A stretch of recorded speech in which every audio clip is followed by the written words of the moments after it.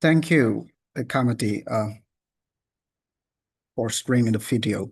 Well, everyone, as you can see, the history or the development of Indonesian's pop and pop music has been very colorful in this case. And I think, personally speaking, it's been like, we're experiencing a relatively diverse situation when it comes to music as we also interact with traditional elements in Indonesia. We've got so many, ethnic groups. We've got so many, tribals, elements in the music when it comes to music. We've got pop, Japanese pop, Sundanese pop, and many more. And this is going to be an interesting topic to talk about. Yeah. Let me share with you my screen, and I'm going to use some slides to help us with the presentations. And I see lots of participants. I'm getting nervous. So in this case, the Indonesian pop music, yeah, is an interesting topic to talk about, as it is also part of cultural practice for especially the youth in nowadays situations. And if you go to Spotify or some other music platform, you're going to see that we've got so many pop music artists on the platforms. I tried to take some, screenshots taken from a certain, newspaper, and this is one of the screenshots taken from the Spotify, suggesting us with some, Indonesian artists. As you can see, we've got one of famous Indonesian pop artists, in this case, Glenn Fredly, the late Glenn Fredly. He's been working on, many spectacular works in music, and one of the famous songs, written by him is January, which is the so-called Gallow song, or the song for broken-hearted. It will be also interesting to combine the discussions about, pop music and the feeling of the youth when they are in love. And these two things, songs and falling in love, I guess, are a perfect combinations in Indonesian's pop industry. It has become one of the formulas to make the song popular. I think it doesn't only happen in Indonesia, but people all over the world will agree that the song with this kind of formula, talking about people broken-hearted people falling in love, it's going to be a perfect combination, something like that. Okay. I will try to give you an overview of my presentation. So basically, we're talking about the history of Indonesian pop music. Some issues have perhaps addressed by Professor Hanafi yesterday. And the second subtopic would be the Galau national phenomenon, or broken-hearted people, addressing I mean, in this situation, now the situation, we know that people are easily engaged with viral contents on the social media, and one of the popular issues in Indonesia is when people are experiencing heartbreak, and they express their heartbreaking situations with songs or arts, and it has become national phenomena. And the third one is popular Indonesian pop stars. Hopefully, this will help us with the deeper understanding on the Indonesian's pop songs and music industry. Yeah, we've got several popular artists in pop in Indonesia, like Tulus and Ran, Isana Saraswati, and Hi-Fi. They are very celebrated by the youth, especially perhaps students or graduate students, or perhaps people in their 30s, in their 20s. Yeah, they are very celebrating these pop artists, and they've been so productive with their works. Like Isana Saraswati, she's very talented.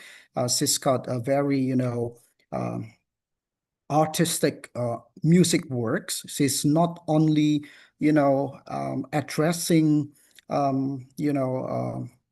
easy listening song, but she also produced some, songs with sophisticated tones or something like that. Yeah. And among the pop legend, or in this case, he's more like, prominent jazz figures in Indonesia is Faris RM. He's been producing lots of, pop music and pop songs with, Jay-Z touch in this case.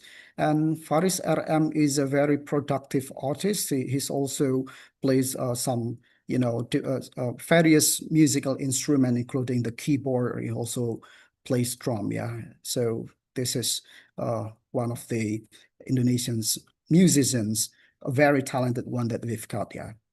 First of all, we need to define what is pop music. The definition of pop music, I believe, is diverse, and one of the definition is given by Cecen Yuliati, who is a journalist in Detik Edu.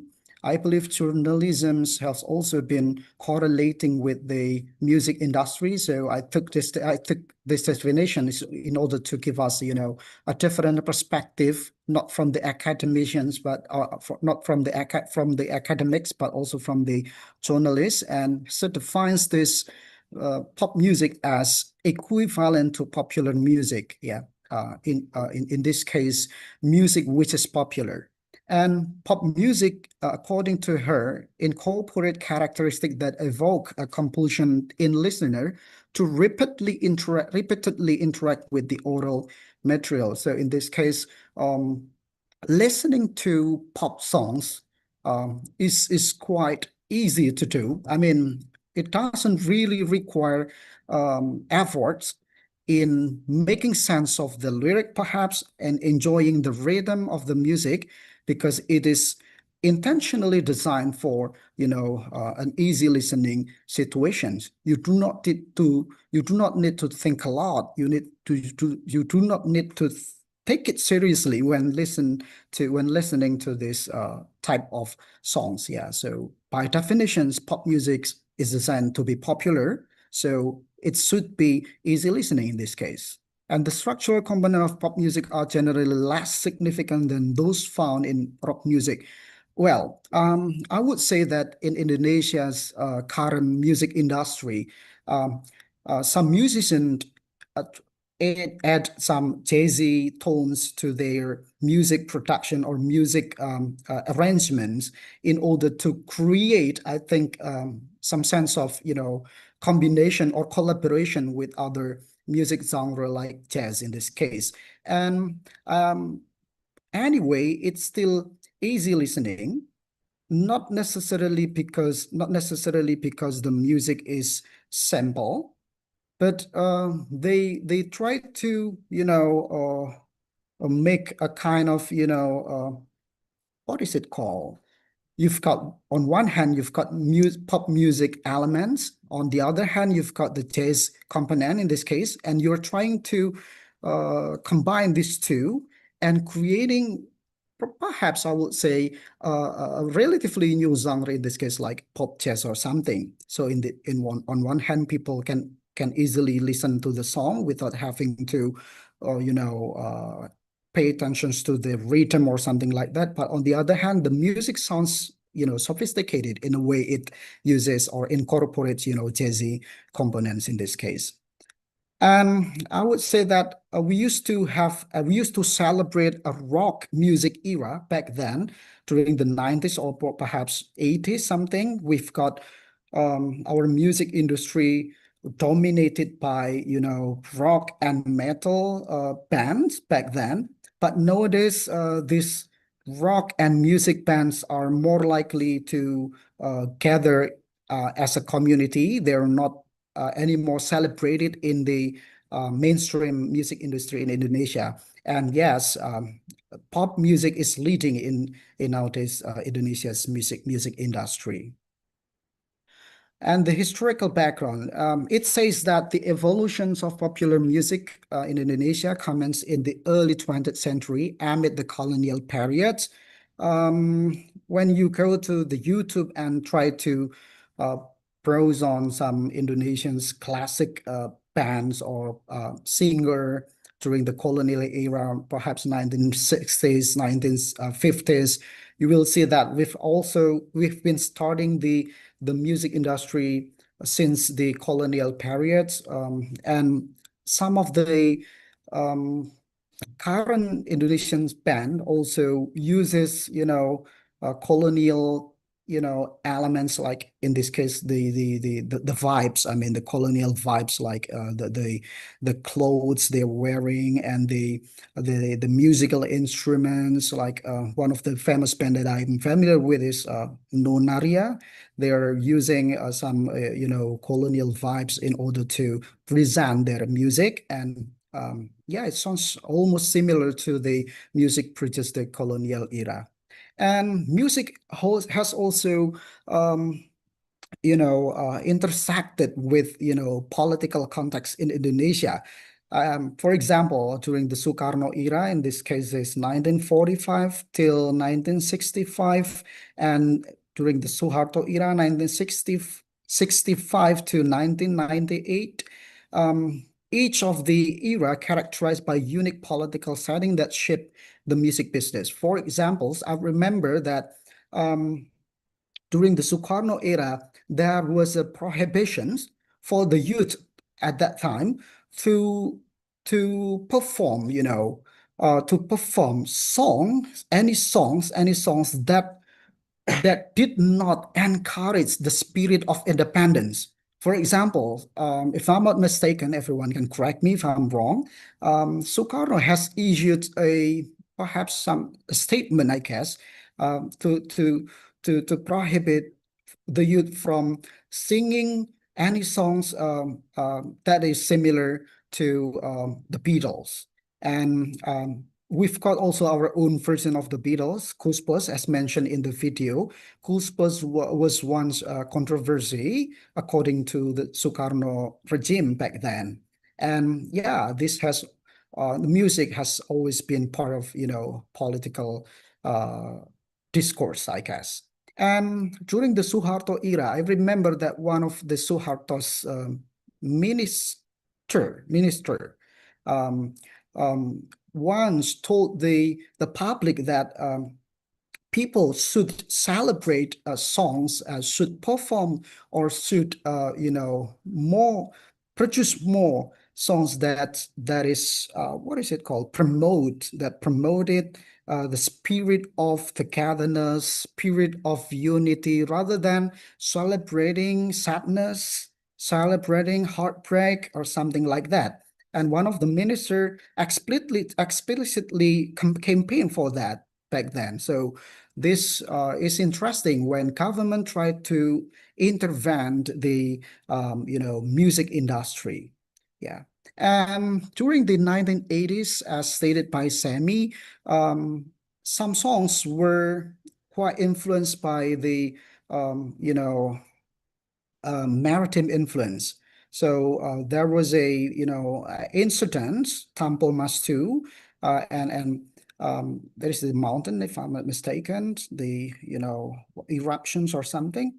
Um, and some musicians try to appreciate those who were involved in the in during the the catastrophe or during the disaster. They want to tell to the public that that was a national issue to be addressed. So they thought that songs were part of the popular culture that will easily help the public to understand the importance of making peace with the environment. And yeah, that was also part of the Indonesian music, pop music development. And we used to call pop music as hiburan or entertainment in post 1965, and it this entertainment industry or the pop music was characterized by its emulations of the American musical style of the 1950s. So in this case, America still, influential in the context of Indonesian's music industry. As you can see, this is Cosplus. Cosplus, they really look alike. I mean, when we try to compare to the Beatles, look at the style, look at the, the fashions, the vibes, yeah. And in later on, we've also got this one. It's been a controversy. In Indonesia, recently, copyright issues is quite sensitive to talk about, and this is the what to call it in Bahasa Indonesia we call band pelestaris. Like we create a band which try to perform some songs from the previous bands, something like that. So it's been also addressed in some news, entertainment news that this group Tikus is quite identical with the Kus Plus. They can no longer perform Kus Plus songs on many occasions due to the copyright issues. But still, this trend is celebrated anyway. And yeah, we know how influential it is when it comes to the Beatles, when it comes to Kus Plus in Indonesia. And everyone knows that the history of Indonesian reformations has brought a lot of, shifting in Indonesians' political context, in the industry, and especially in music industry.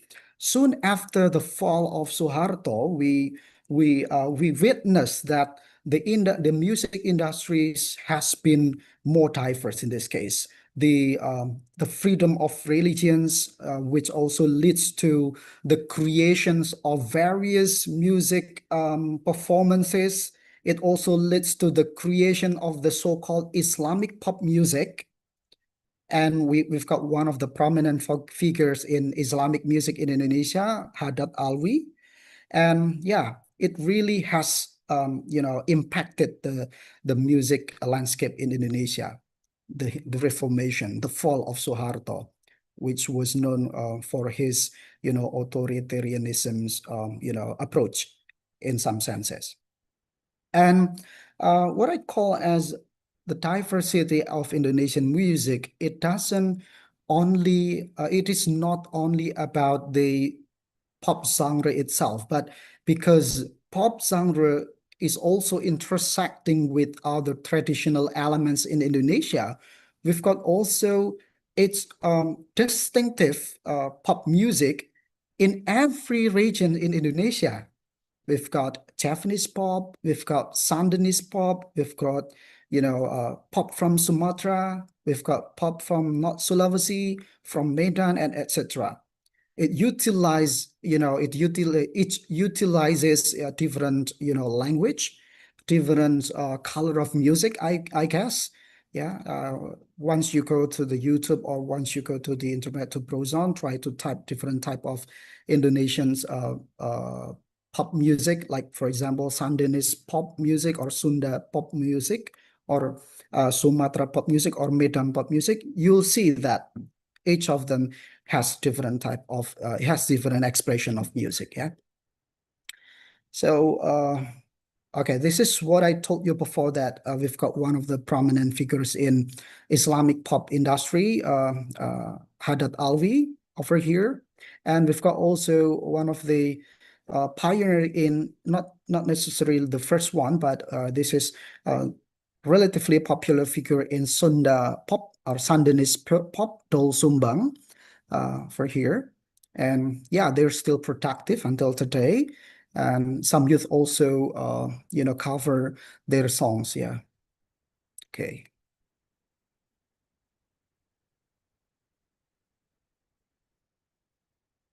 Okay, the notions of popular music in contemporary Indonesia is crucial in shaping the identity of specific communities, facilitating a discourse of power at local, national, and global scale.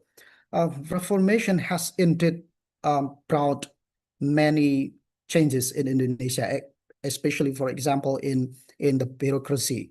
So when it comes to a concert permit, I think it's relatively easy to get the concert permit in today's political situations compared to during the Soeharto era. And consequently, this also brings different music expressions, which is more diverse. And I'm going to show you one of the popular pop music festival in Indonesia. One of them is a synchronized festival.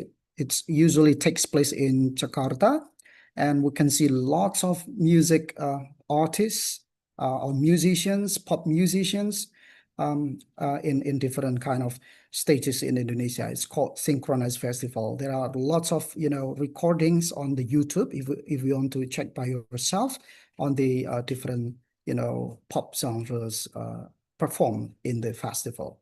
And the current debate, just an intermezzo, I guess. So recently there's a debate on the existence of concert, a big one, I guess, called Prambanan Jazz Festival, which is, debated for the appearance more the appearance of pop musicians. So the pop musicians are dominating in this case, while the jazz musicians are considered less perform in this case.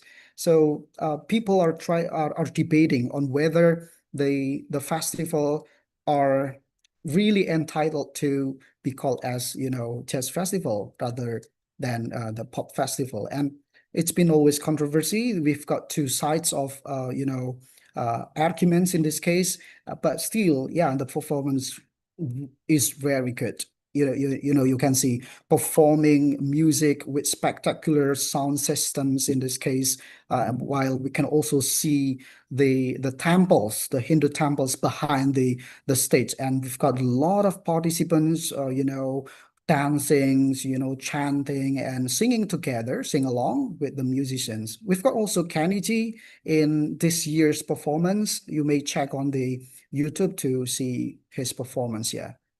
Yes. But what I learned from this tidbits is actually what is it called? The promoter of the music or the event organizer, perhaps, are trying to use pop elements to promote jazz. We know that jazz is relatively segmented in this case, and pop is more like designed to be familiar, to listen to, and is designed to be popular. So in this case, pop is like to popularize the jazz. So yeah, to make peace of the issues, I guess. Yeah, and we've got a lot of musicians, pop musicians and jazz musicians during the events. As you can see, we've got Tulus. Kahitna is one of the 80s pop or 90s Indonesian pop singer, pop bands, I guess. And Dewa 19, which is also still popular, and many more, many performers.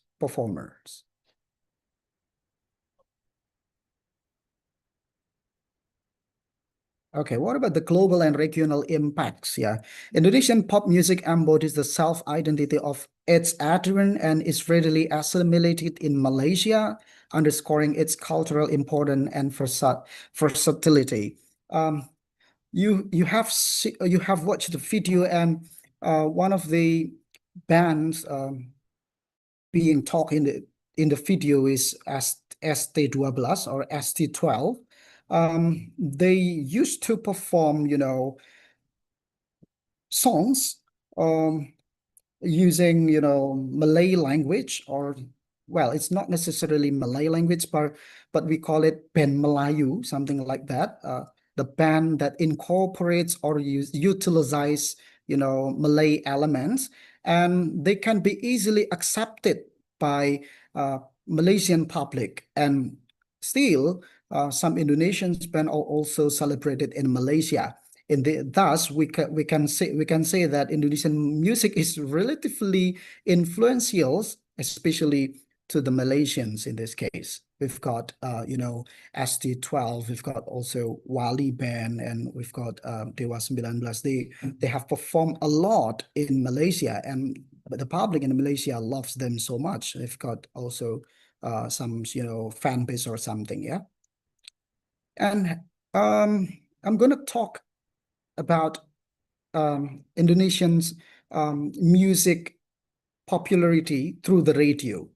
I took you know, a note written by Bayu Karisma Putra and from mojok.com. It's one of the Indonesian's popular, web-based, what is it called? Blog or something like that. He told us about how sentimental it is to listen to music to the radio. And nowadays, radio has still become, one of the choices for the youth when they want to listen to music in Indonesia and they want to know about the charts of the music popularity in Indonesia. I'm going to read for you. Radio is just one of the kind. It's really something special. Radio is about way more than just songs. Listener and broadcaster really vibe with each other. I gotta say, I hardly ever tune into radio anymore. I just pull it out every now and then when I'm on the go or hanging out at my grandparents' house. Back when I was a teenager about 10 years ago, radio was still a go for entertainment. Just like social media, I'm from Magelang. Magelang is in Central Java. And there are tons of radio station there. You've got station for the youth, ones that dive into agriculture, and even some that share religious sermons. I used to ask for songs and send out greetings like everyone else. Whether it was through fax or social media, I really enjoyed Thursday and Sunday nights, especially because of Iwan Fals night.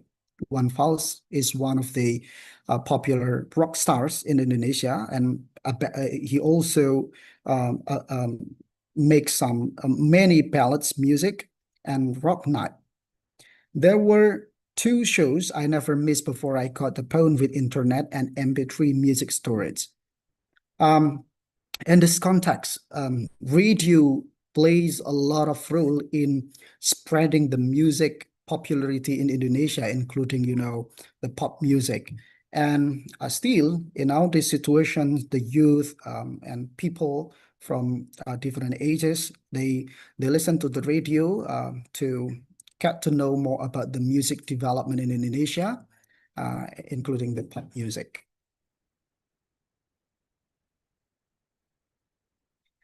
Yes, I jump to this, everyone. Yes, the Gallo National phenomenon. So Gallo means broken-hearted, a song created to those who are broken-hearted to they something like happen with their love story or something like that. When you try to look at Indonesians pop songs lyric, you'll find out that many of the songs are expressing heartbreaking expression like ku menangis, I cry, ku ingin marah, I want to, you know, like expressing anger, get angry, mad, or something like that, and hatiku kecewa, or very disappointed, heartbroken hearted, something like that, really capture the ups and downs of love in Indonesia. And yeah, if I'm not mistaken, one of the uh, one of the songs with millions of views, like what is it called? Yeah, Pupus, Dewa 19. Pupus means sadder. It tells us about a story of love, of someone's love. Um, he got rejected by what is it called? His girlfriends, I guess. And it also got millions of views. It means that in this case, love story and sadness is quite relatively exploited in the context of popularizing music in Indonesia. And interestingly, the phenomenon is not only expressed through songs, but on the social media. Um, one of the example is the marriage of Raisa Andriana. Raisa Andriana is a very popular female singer in Indonesia, pop female singer in Indonesia. When she got married to Hamis Daud, and people in Indonesia call the marriage of these two uh, as Hari Patah Hati Nasional or National Heartbreak Day, because people are, what is it? Not necessarily disappointed, but they kind of, yeah, you should not marry because I still love you or something like that. So they call it as Hari Patah Hati Nasional. And soon after that, lots of, songs are, also um, expressed to mourn the day. This is Raisa and her husband, Hamis Daud and Raisa. Yes. She's very celebrated in Indonesian's pop industry, Raisa, and and her voice is so lovely, so melodious. You can try to listen to that. Yeah. Okay. Yeah, these are just some example of Indonesian pop songs. Later you can check by yourself. One of the most popular and I think long-lasting song list is January by Glenn Fredly, the late Glenn Fredly. And of course, when we talk about Indonesian pop industry or Indonesian's pop music or song, we can also refer to this famous band, Sila on Seven. They have been very productive and still celebrated by people from different ages, from those who were born in 90s to 2000s and until today. Yeah. And one of my favorite for the Indonesian pop music and songs in this case is one of the songs from Dewa 19. Dewa means God in this case. And the lyrics, as you can see, this is the Indonesian versions. Perhaps I will also I tried to make a prompt on the GPT and asking the machines to translate it into a poetic translations, and this is one of the translations of the lyrics versions. Yeah, I can't quite name this ache inside, a longing like fire, wild and wide. I love you more than words could show, though you'll never ever know. It's so deep. It's so deep. I give my life, my soul, my all. Let my guarded heart freely fall. But you stayed still, a world away, a silence too deep for words to say. Yet quietly my heart confides. Now I see it's only me. Let's listen to the songs together, so you'll know how deep it is through the tones, through the voice of the singer. Yeah, I'm trying to play it for you. Uh, One of the famous Indonesian sad songs.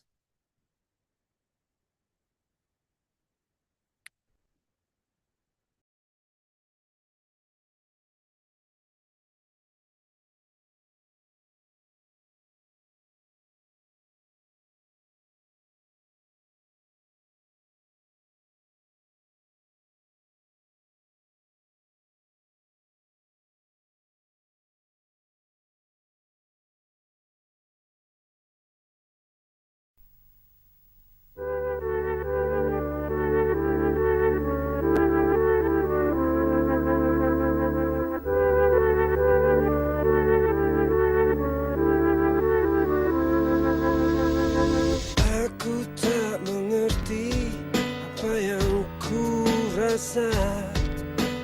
Rindu yang tak pernah begitu hebatnya. Aku mencintaimu lebih dari yang kau tahu, meski kau takkan pernah tahu.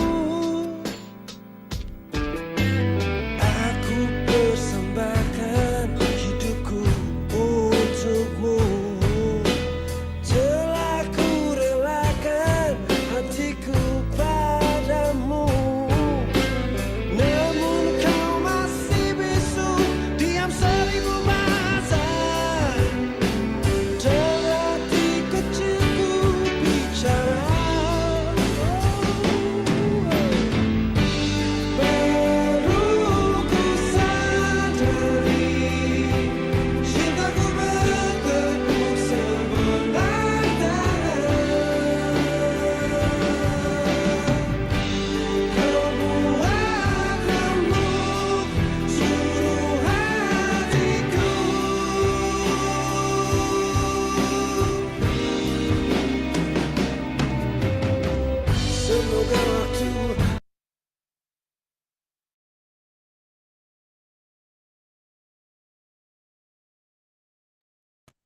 Okay, you can feel the sad vibes and the broken-hearted, you know, mood over the songs, I believe, yeah.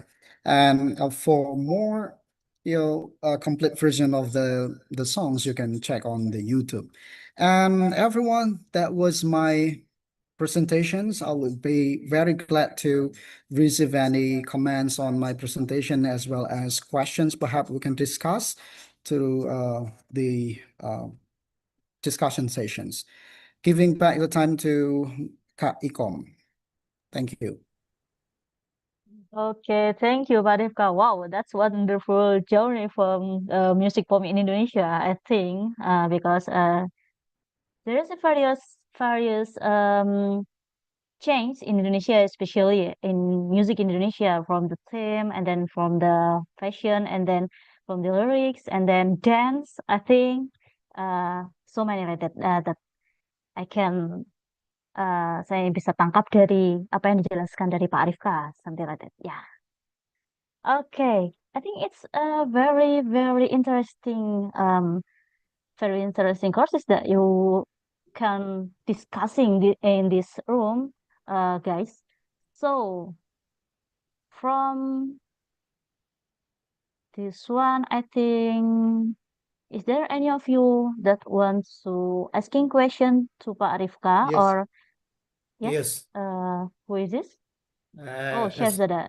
yes, my name is Sherzada. I am basically from Yeah, you yeah, already commented in the comment. Okay, so go yeah, on. yeah. So I'm living Indonesia 1,5 tahun. Tapi aku Okay, gak di tahu mana? musicnya